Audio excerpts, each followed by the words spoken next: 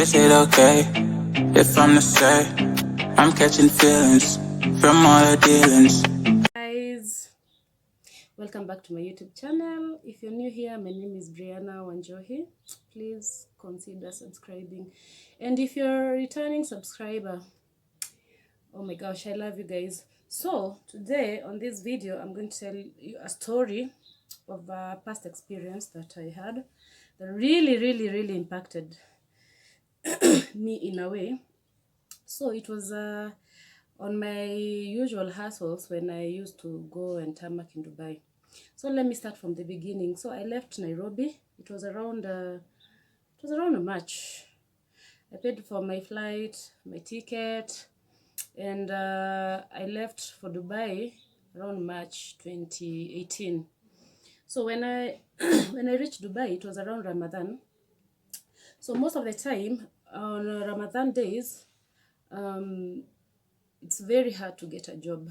But my target was immediately after Ramadan, at least when the companies start hiring, at least I will be there, and at least I will get first priorities of being hired, you know. So I was just applying jobs, waiting for Ramadan to end so that I can get the interview calls.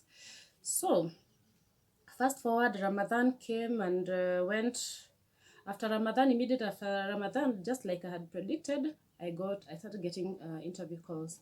So the first company I got interview call from, I went there, I had my interview, and then after the interview, I got the job. So after I got the job, the company sent me my offer letter. I signed the offer letter, but they requested, since I still had like 1 month and some weeks on my visa, I work on that as they process my work permit.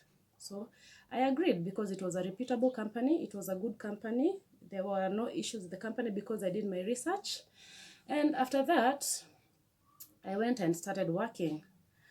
After I finished the job, the HR asked me if I can go and renew a visa, a 1 month visa with the money that the salary that they will pay me, and exit like airport to airport, not back to my country, so that I can work on that. But I didn't like that idea because I knew I still have a return ticket back to Kenya, and since I have a job and I know before I get a vacation, it will take some time. If you need a drink, get a drink, because boy, I got a story for days. So my people, visa imeisha, it's almost ending. Naambio niongeze, give them time to process my visa because it was taking some time to process my work visa, my work permit. So me, I talked to the HR, I told the HR, since I have a return ticket back home, I can just exit back home, and then you guys can send me the ticket, the visa, after it's processed. So they told me, no, we will not send you, we don't do outside, we don't do back to country exit, because we will not get your ticket. But I told them, no problem, I will get myself a ticket back. So they again told me, if you have to exit, because they really like totally didn't want me to exit back to my country. They wanted me to exit in a nearby UAE, neighboring UAE countries, so that I can do airport to airport exit and then just come continue working as I wait for my visa to be processed, my work permit. So guys, I talked my case, and at some point I won, and the HR had to let me exit. But now with a condition. I was told that I was not going to be paid my salary for the month that I had worked there and some weeks. I will just go back home, and then when I come back, they will sort me the salary. They will sort me all my money, and then I will continue working. So I thought, it's fine. Since I know I'm just going home maybe for a week or for a few days, then maybe I will just go at least see my people, because I know when I start working, before I get a vacation, it will be maybe after 1 year. So I will not have seen my people for 1 year. So I decided to go back home. Now, this is where the story starts. So me, I go with some little money I had. I did some shopping here and there. I bought some stuff so that I can go back home and at least not empty-handed. And now the only money I had is the money that was enough for me to pay for my Uber from the airport to where my mom stays. Hey, guys. So I go to the airport. After I go to the airport, I'm going through check-in. Before you enter now the check-in door, I passed there nicely. Everything was okay, everything was fine. So I went up to the immigration now. When I got to the immigration, they checked my passport, and then that lady told me to go to another office. And I was like, are you supposed to give me my passport back so that I continue and go there to the check-in? No, the lady, I tried asking because of the language barrier, the lady just showed me, just go there. Okay? See, me, I went there. When I went there, I saw it was an overstay, like an overstay where people go to pay for overstay. When I went there, I gave them my passport. They told me that I owe an overstay of 300 dirhams, that I have an overstay of 1 day. And since the other day had already started, because midnight, it's already midnight, it's now 100 more. My people, I didn't have money, I didn't have anything, and it's 1 hour to my flight. I didn't have any dirhams with me. My friend had just dropped me at the airport and left. I didn't even have credit on my phone to just call my friend back. So I was sent there. I tried reasoning with those. Listen, they told me, you just go and pay. Told them I don't have money. No, go call your people. Like we don't know how you'll get it. You just go. Next person. Okay. Me, I was just like stranded. So I went outside and I said, okay, these police, these Arab police, they're people too. Let me just go try crying and see if they will just listen to me. When I went back there, they told me now, because of coming back, they have added me another 100 dirhams. And mind you, 100 dirhams is almost 3K. 3K in Kenyan shillings. So I already have the 300 dirhams plus another 100 they added me. And they told me, if you come back here again without the money, we are going to add another 100 until you come with the money to pay. Hey, I saw my world crumbling. I didn't have anything to do. I don't even have credit to call my friends. I don't have anything. Like, and I need to go home. My flight is in 1 hour. Oh my gosh. I was so frustrated. I just started crying. I went outside at the lounge. I went to one corner. I started crying hysterically. You know that feeling that comes out. You just feel emotional. I just started asking God, oh my God, what have I done? What have I done to deserve this? What is going on? Please help me, God. I want to go home. I cannot go back to my place, because already I had told everybody I'm going home, and then now I'm here at the airport, and I don't even have credit to call. I don't know what to do. So I started crying. So I decided I will just go there, cry it out until when I feel better, I will look for someone who will help me with the phone, and then I will call my friend to come back and get me.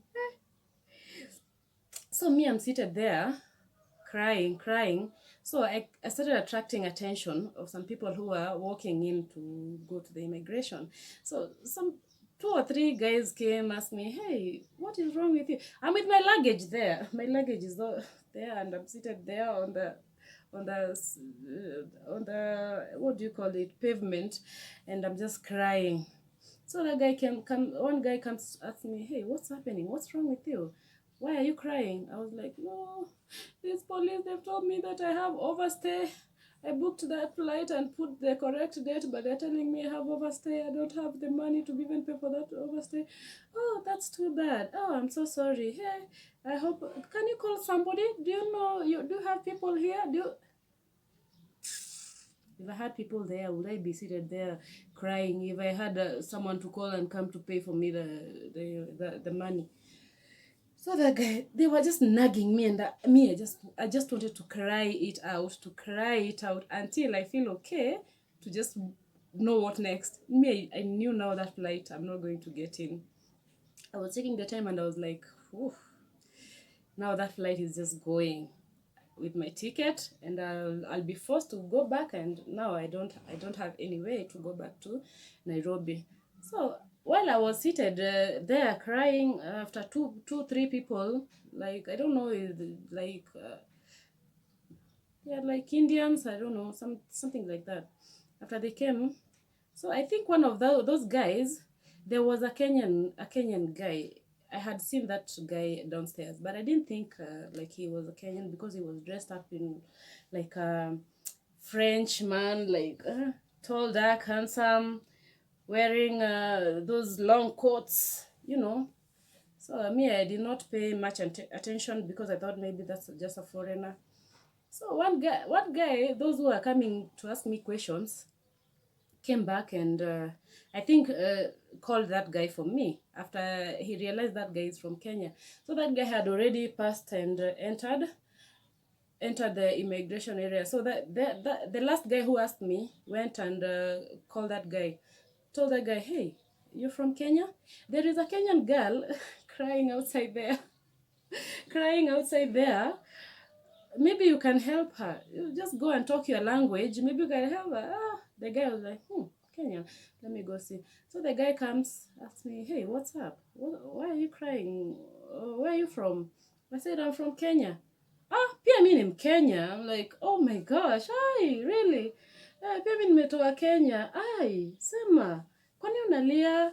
I was like, "Hey, me, I'm just frustrated because nimekuja hapa, nimeambiwa I have an overstay of nini 2 days, na tena nimeenda kuwauliza swali wakaniongezea another 100, na wakaniambia nikirudi tena wataniongezea another 100. So like I was owing those people 400 dirhams. That's like 10,000 plus.